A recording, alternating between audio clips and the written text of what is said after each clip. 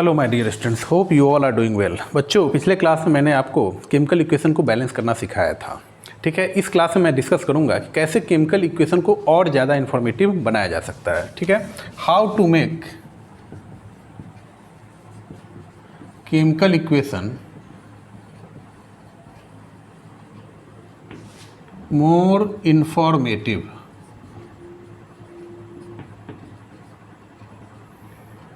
ठीक है बच्चों, हम केमिकल इक्वेशन में कुछ ऐसे सिंबल का यूज करेंगे जो कि केमिकल रिएक्शन को और ज़्यादा इन्फॉर्मेटिव बनाएगा। जैसे अगर कोई केमिकल रिएक्शन में गैस इवॉल्व हो रहा है तो वहाँ पे मैं अपवर्ड डायरेक्शन में एरो लिखूंगा। ठीक है, ये बताता है कि वो जो सब्सटेंस है वो क्या है, गैसियस फॉर्म में, और रिएक्शन में वो क्या हो रहा है, इवॉल्व हो रहा है। अच्छा बच्चों, अगर डाउनवर्ड डायरेक्शन में कहीं एरो लिखा हो तो ये किस चीज़ को रिप्रेजेंट करता है, प्रिसिपिटेट को रिप्रेजेंट करता है। तो ये अगर केमिकल रिएक्शन में या केमिकल इक्वेशन में अगर इन सिंबल सबका आप यूज करेंगे तो आपका केमिकल इक्वेशन जो होगा और ज़्यादा इन्फॉर्मेटिव हो जाएगा। तो सबसे पहले क्या करना है, right the states of the substance which undergoes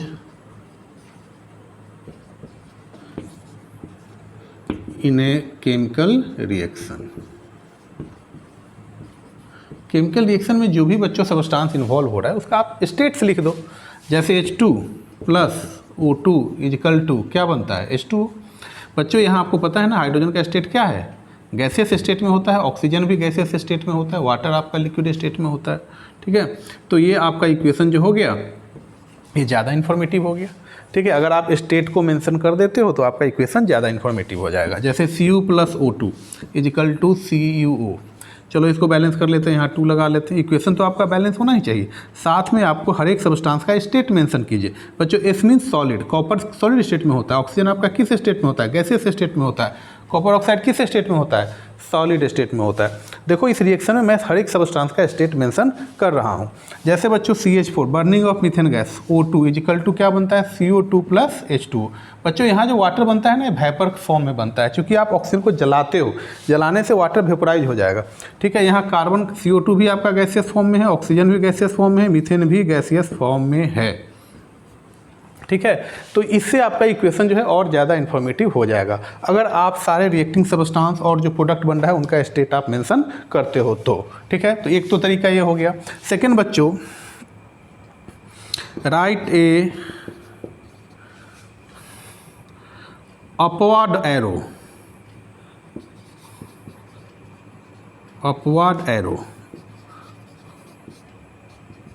for gases involves in a chemical reaction।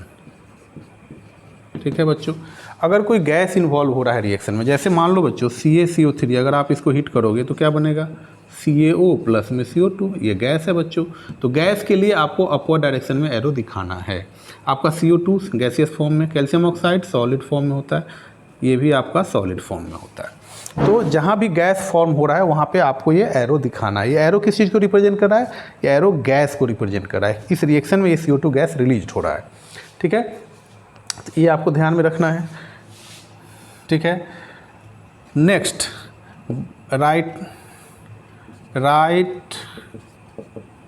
A downward arrow for a precipitate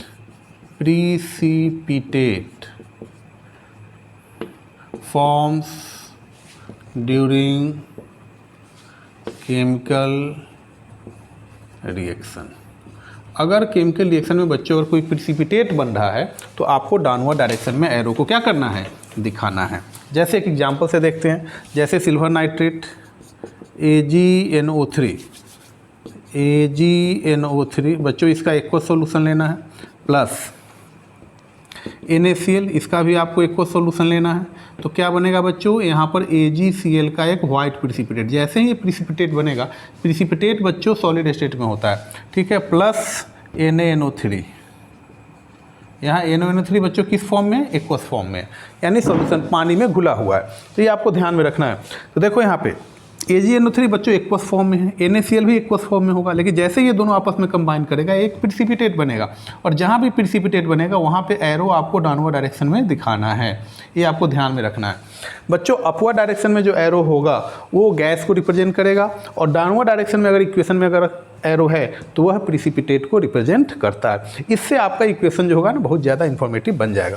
तो एक चीज़ यहाँ पर बच्चों ध्यान देना है, जैसे NaCl है, अगर आप इसको वाटर में डालोगे तो क्या बनेगा, ये वाटर में डिजॉल्व हो जाएगा।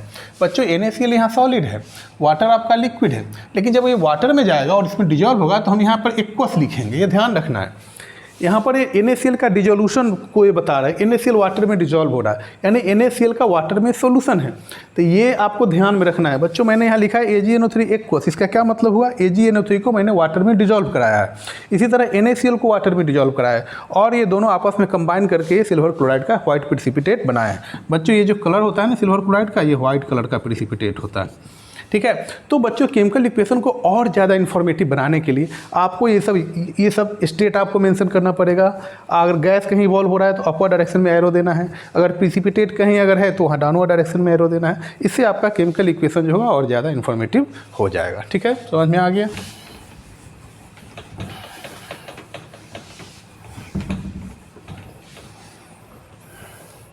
चलो बच्चों अब हम लोग डिस्कस करते हैं कुछ टाइप्स ऑफ केमिकल रिएक्शन के बारे में। आपको इस चैप्टर में केमिकल रिएक्शन के टाइप्स के बारे में डिटेल्स में पढ़ना है, ठीक है। तो अगला टॉपिक हमारा है टाइप्स ऑफ केमिकल रिएक्शन। बच्चों आज हम लोग जिस टाइप को डिस्कस करने जा रहे हैं उसका नाम है combination reaction.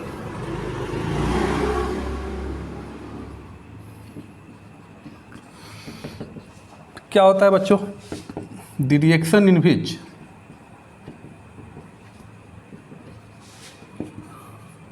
two or more than two substance combines and forms a single product, एक ही प्रोडक्ट का फॉर्मेशन होगा बच्चों, वैसे रिएक्शन को हम लोग कॉम्बिनेशन रिएक्शन कहेंगे।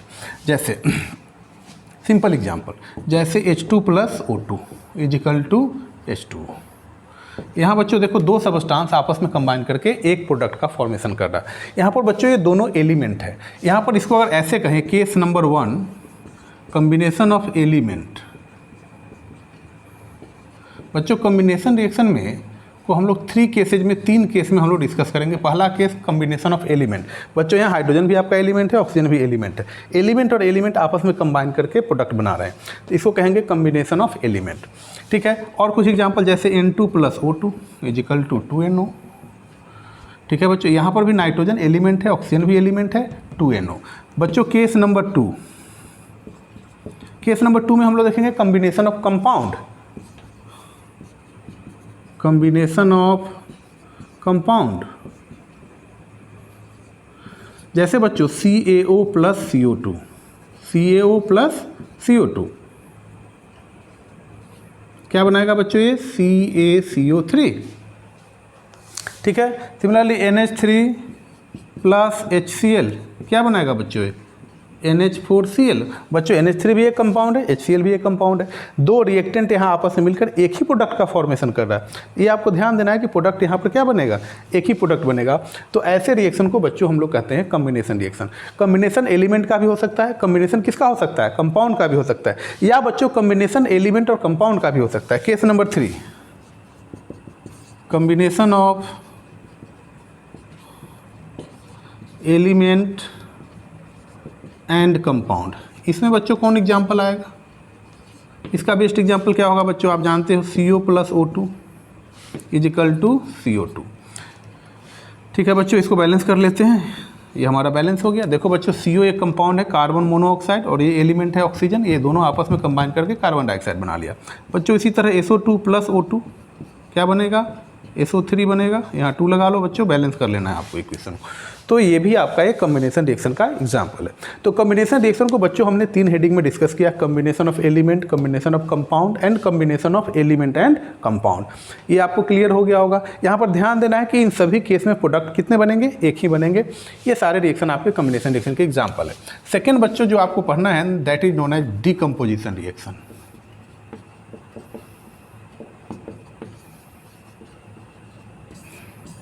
बच्चों ये क्या है, चलो इसको देखते हैं। बच्चों इसको आपने नोट कर लिया, इसको भी नोट कर लीजिए, ठीक है, ओके डन, लिख लिए। चलिए आगे बढ़ते हैं।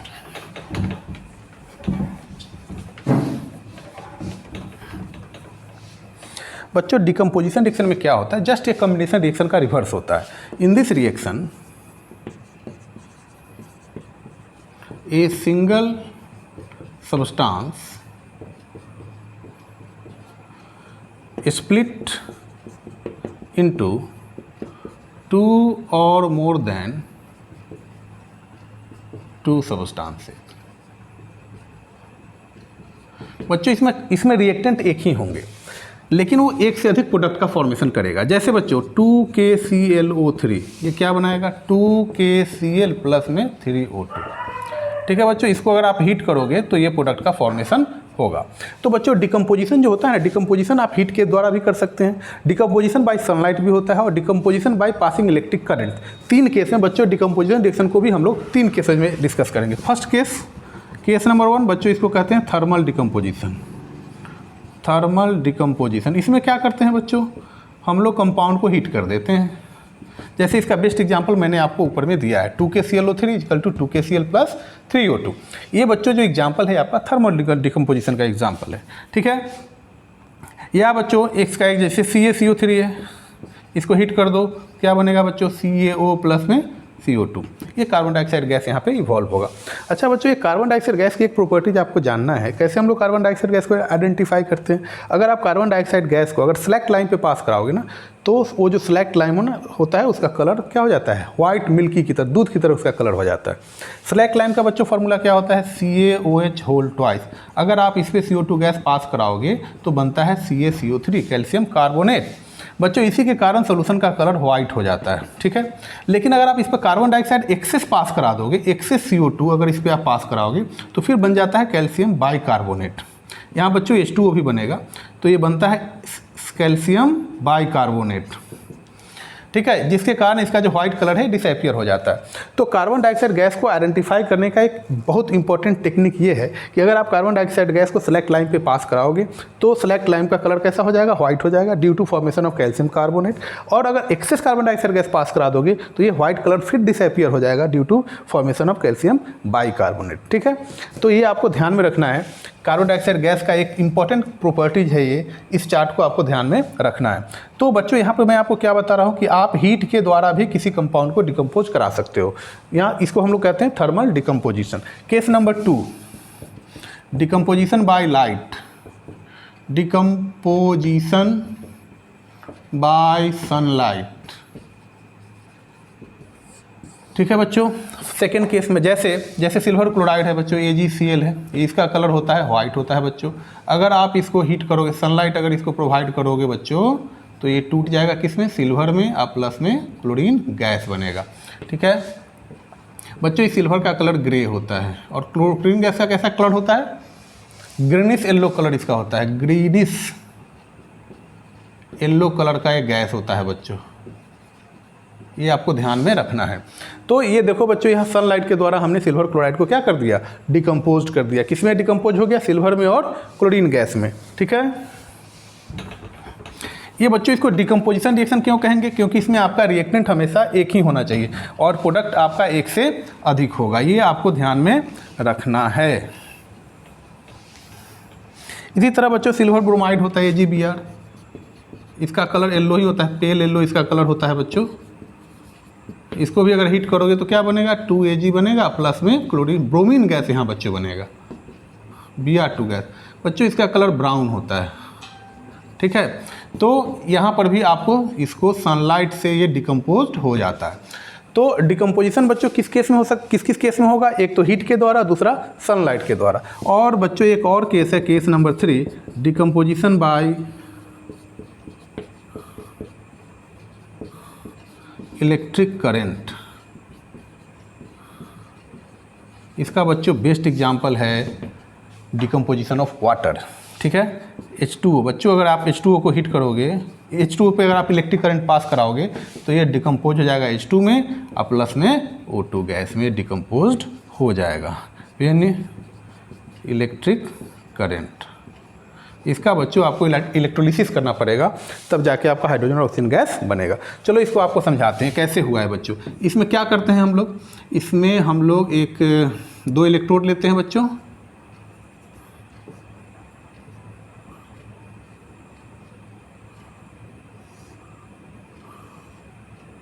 ठीक है बच्चों, ये पॉजिटिव टर्मिनल है, नेगेटिव है बच्चों। इसको हम लोग एनोड कहते हैं और इसको हम लोग कहते हैं कैथोड। ठीक है, यहाँ पे बच्चों आपका वाटर है, ये एसिडिफाइड वाटर है बच्चों। प्योर वाटर जो होता है ना इलेक्ट्रिसिटी का बैड कंडक्टर होता है, इसलिए इस वाटर को आपको एसिडिफाइड करना पड़ेगा। This one is acidified water. अच्छा बच्चों, वाटर में क्या होता है तो आप जानते हो, H+ और क्या होता है OH-। ठीक है, तो यहाँ पर क्या होगा बच्चों, जैसे ही आप इलेक्ट्रिसिटी पास कराओगे तो क्या होगा, इसके अंदर रिएक्शन होगा। अच्छा ये बच्चों एनोड है। एनोड क्या होता है, जो बैटरी के पॉजिटिव टर्मिनल से जुड़ता है वैसे इलेक्ट्रोड को एनोड कहते हैं, और जो बैटरी के नेगेटिव टर्मिनल से जो मेटल रड जुटेगा उसको क्या कहेंगे बच्चों, कैथोड कहेंगे। क्या होगा, चूंकि ये जो रड जो देख रहे हो बच्चों, ये पॉजिटिव टर्मिनल से जुड़ा हुआ है तो इस पर निगेटिव आयन आएंगे, और चूंकि ये निगेटिव टर्मिनल से जुड़ा हुआ है तो इस पर हाइड्रोजन आयन जाएंगे, और पॉजिटिवली चार्ज आयन एक दूसरे को अट्रैक्ट करेंगे। तो होता क्या है बच्चों, एनोड पे क्या होगा, एट एनोड पे बच्चों कौन सा आयन आएगा, एनोड पे आपका हाइड्रोक्साइड आयन आएगा, OH- आयन आएगा। और आप तो जानते हो ना बच्चों, एनोड पे क्या होता है, ऑक्सीडेशन होता है, ये आपको ध्यान में होना चाहिए। ठीक है, एनोड पे हमेशा ऑक्सीडेशन होता है और कैथोड पे रिडक्शन होता है। बच्चों इसको याद करने का एक ट्रिक है, एनऑक्स। एनोड पे ऑक्सीडेशन, रेड कैट, यानी कैथोड पे रिडक्शन, एनऑक्स रेड कैट। एनोड पे ऑक्सीडेशन, कैथोड पे रिडक्शन, आप इसको याद कर लेना। तो एनोड पे क्या होगा बच्चों, यहाँ पर जो OH- आयन है, ये 2 OH- यहाँ आएंगे, और आपका क्या बनेगा, यहाँ पर बनेगा 2H+ और प्लस में ऑक्सीजन गैस, और इस प्रोसेस में बच्चों 4 इलेक्ट्रॉन रिलीज होगा। बच्चों ऑक्सीडेशन क्या होता है, लॉस ऑफ इलेक्ट्रॉन को ही हम लोग ऑक्सीडेशन कहते हैं। यहाँ पर 2 ऑक्साइड आयन जब आपस में मिलकर ऑक्सीजन गैस बनाएगा तो एक ऑक्साइड आयन पे -2 चार्ज होता है, तो दोनों अपना चार्ज लूज करेगा तो -4 इलेक्ट्रॉन यहाँ पे लूज होगा, ये आपको ध्यान में रखना है। सिमिलरली अगर हम कैथोड पे आए बच्चों, तो कैथोड पे क्या होगा, ये जो कैथोड है इस पर कौन सा आयन जा रहा है, हाइड्रोजन आयन जा रहा है। तो बच्चों ये 2 हाइड्रोजन आयन ये 2 इलेक्ट्रॉन गेन करके यहाँ से हाइड्रोजन गैस बनाएंगे। ठीक है बच्चों, तो इस इलेक्ट्रोड से आपका कौन सा गैस इवॉल्व होगा, ऑक्सीजन गैस, और इस इलेक्ट्रोड से बच्चों कौन सा गैस इवॉल्व होगा, हाइड्रोजन गैस इवॉल्व होगा। लेकिन ये ध्यान देना है बच्चों कि यहाँ पर जो बच्चों इक्वेशन आपका बैलेंस होना चाहिए, यहाँ पर हाइड्रोजन का जो वॉल्यूम होगा ऑक्सीजन के रिस्पेक्ट में ज़्यादा होगा। ठीक है बच्चों, इक्वेशन क्लियरली बताता है जितना ऑक्सीजन रिलीज होगा उसका जस्ट डबल कौन रिलीज होगा, हाइड्रोजन गैस रिलीज होगा। तो ये बच्चों ये वाटर का इलेक्ट्रोलिसिस है, इलेक्ट्रिसिटी के द्वारा हम इस रिएक्शन को कराते हैं। ठीक है, जब आप इलेक्ट्रिक करंट पास कराओगे तब ये वाटर के मॉलिक्यूल्स ये क्या हो जाएंगे, स्प्लिट करेंगे, टूटेंगे, और आपका हाइड्रोजन और ऑक्सीजन गैस का फॉर्मेशन होगा। बच्चों इस डिकम्पोजिशन को कहते हैं डिकम्पोजिशन बाय इलेक्ट्रिक करंट।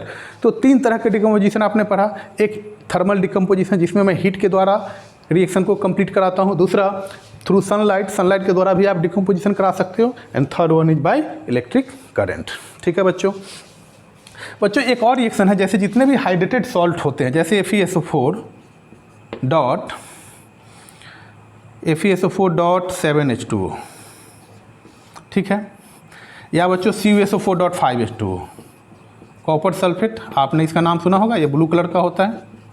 ठीक है, अगर आप इसको हीट कर दोगे तो क्या बनेगा, CuSO4 + 5H2O, ये गैस बन के निकल जाएगा। बच्चों इसका कलर वाइट होता है। ये भी आपका थर्मल डिकम्पोजिशन का बेस्ट एग्जांपल है। हाइड्रेटेड सॉल्ट को एनहाइड्रस भी आप थर्मल डिकम्पोजिशन के द्वारा कर सकते हैं। ठीक है, तो आपको ये शायद समझ में आ गया होगा कम्बिनेशन और डिकम्पोजिशन रिएक्शन क्या है, मैंने आपको डिटेल्स में यहाँ डिस्कस किया। और भी बच्चों रिएक्शन है जो मैं आपको अगले वीडियो में बताऊँगा। ठीक है, आज के लिए इतना ही, थैंक यू।